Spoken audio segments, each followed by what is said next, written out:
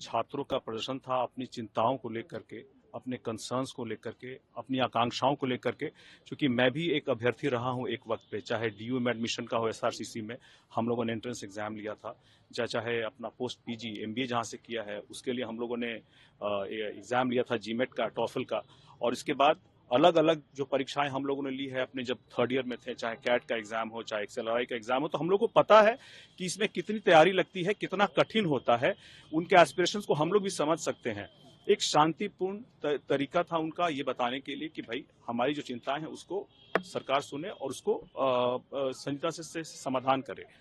ये भी मानना होगा कि सरकार का भी दायित्व होता है और सरकार की अलग अलग बीपीसी का खास करके आयोग का ये दायित्व है कि अलग अलग जो परीक्षाएं होती हैं इस प्रणाली को कैसे बेहतर किया जाए, ये सरकार का दायित्व है, उनकी जिम्मेदारी है, जिसको बीपीएससी को करना चाहिए। ऐसी कोई भी परीक्षा की प्रणाली को बेहतर करने के जो भी उपाय होते हैं वो करना चाहिए।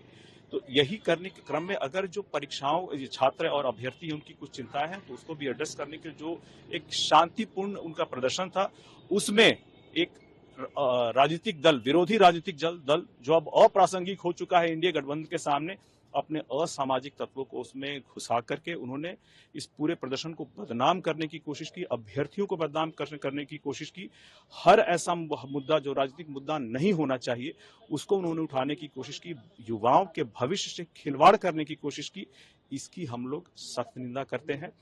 किसी भी दल को, खास करके अभ्यर्थियों को और युवाओं के भविष्य को लेकर के कोई भी मुद्दा जो होता है उसको राजनीतिक हथियार नहीं बनाना चाहिए और इस बारे में उनको सोचना चाहिए कि इस तरह की अगर चीजों को उठा करके अगर राजनीतिक मुद्दा बनाएंगे तो आगे आने वाले जो अलग अलग परीक्षाएं होंगी उस पर उसका प्रतिकूल प्रभाव पड़ेगा। सरकार का इसमें उनका स्वागत होना चाहिए, उनको भी नई परीक्षा की प्रणालियां लाना चाहिए,